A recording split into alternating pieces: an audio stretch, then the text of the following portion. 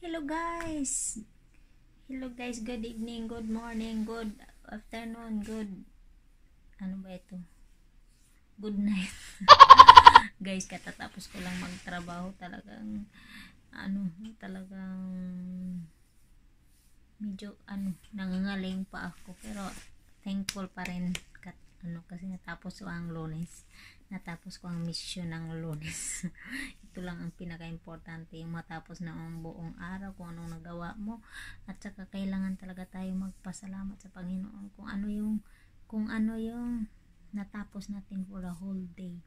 Kasi kung hindi tayo magpasalamat sa Panginoon, guys, iwan ko kung nakakatayo pa tayo.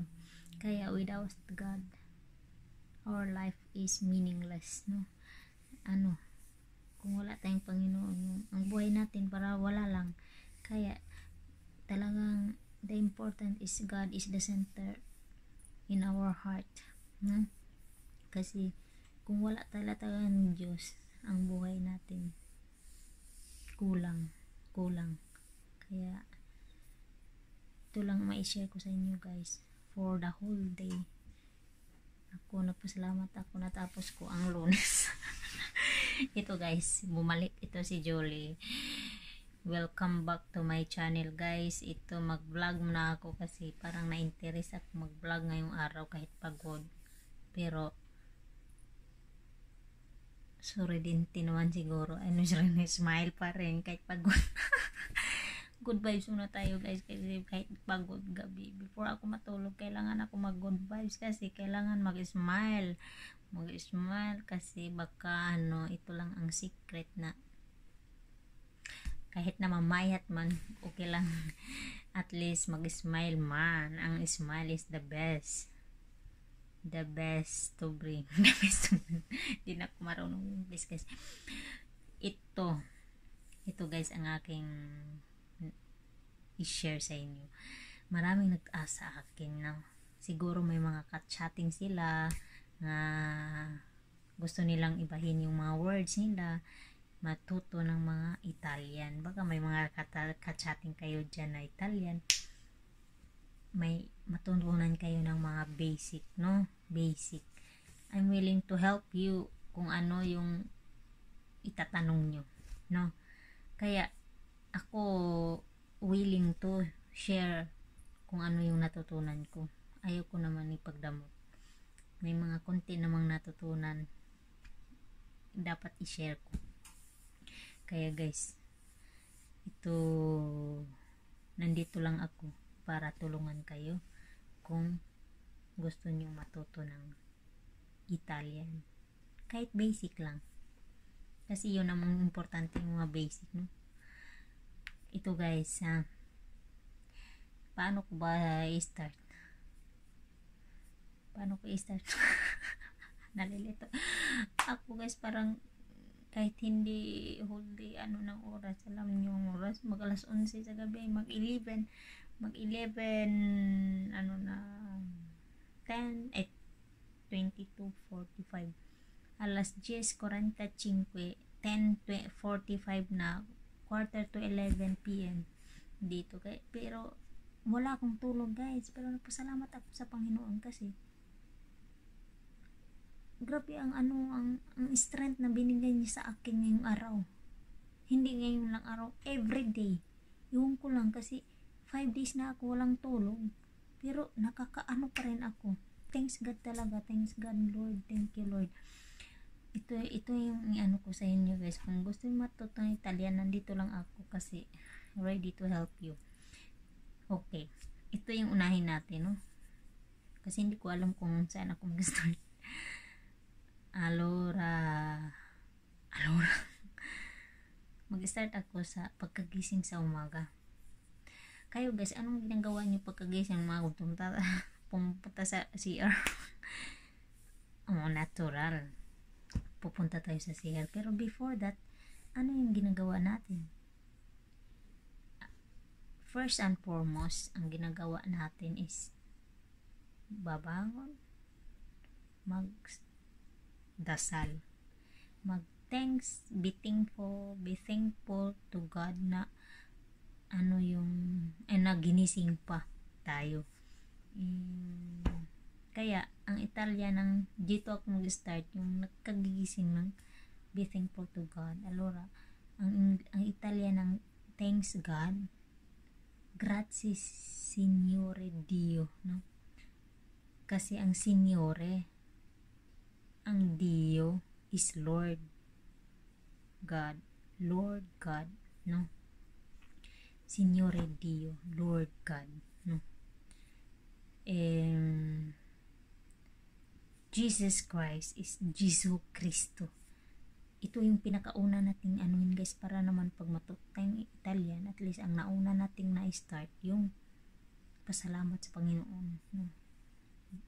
Mag-tutor na lang ako guys dito ako, kasi ang mga spelling pa naman iba-iba. Ay mas mahirap ang English guys, kasi kung ano yung anuhin, ang Italian kung ano yung sinabi yan din ang pagkasulat, pero iba lang ang ulat. Jesu Cristo, hindi J, G kun la G, with goat nga G, Jesu Cristo, no? Mag-tutor na ako guys, mag-tutor ako next time dito isulat, gawin ko itong blackboard, hindi kasi ito blackboard, kasi hindi black, orange, ano ba itong kulay nito, orange board. Tawa mo na kayo guys, waka naman tayo tutanda. Ito guys, yung ano pang gusto niyo, ano, pero yung buongiorno, mag-greet na, no? Kasi baka naman kayo gusto may mga darling kayo dyan nga gusto nyong i-greet, kayong maunang mag-greet, magsabing good morning, buongiorno, good afternoon, buon pomeriggio. Ang buongiorno ginagamit yan for the whole day. Buongiorno, good day, kahit after before dito sa south, ginagamit ng buongiorno kahit hapon, ganyan sila, kasi kung summer dito hanggang alas 9 may araw pa, kaya buongiorno pa rin. One time doon ako sa north, taka ako, alas 8 na sa gabi, buongiorno yung sinabi, kasi doon kung may araw buongiorno, pero ang pinaka for the whole day buongiorno, pero ang pinaka talaga ginagamit morning lang yan. Ang buonasera, good evening, buon pomeriggio, good afternoon, buonanotte. Baka naman kayo mag-greet sa mga darling nyo, mag-sweet dreams sa inyo, buonanotte, sogni d'oro, no? Sweet dreams. Sogni is sognare, dreams d'oro, gold yan, no? Sweet dreams kasi gold, oro kasi ang oro is gold, yan na. Ay guys, ganito na tayo, na lang ako mag-tutor. Sige guys, wala akong problema kung anong itatanong nyo, i-comment nyo lang dyan sa baba, i-click nyo lang sa at kung nagustuhan nyo ang aking mag-subscribe kayo para i-notify, i-click nyo yung bagtingan dyan guys, yung bell dyan, para ma-notify kayo, kasi baka magustuhan nyo ang aking pag-tutor. Free lang ito. Makinig lang kayo sa akin, kasi talaga ako, wala talaga akong stop magsalita, kahit hindi ako nag-rest. Talagang ito yung pinaka-strength ko guys, yung hindi nagre-rest. Tapos kahit yung partner ko, no, yung sinabihan ako, grabe ang strength mo kahit hindi ka natulog. Talagang pasalamat lang ako sa Panginoon, yan ito yung strength niya binigay sa akin. Ito guys, example lang tayo, yung kasi sa grammar, kasi ang unahin natin is yung kain, kasi mahilig tayong kumain. Ako guys, na problema ako guys, kasi yung kumakain ako, lalo akong namamayat.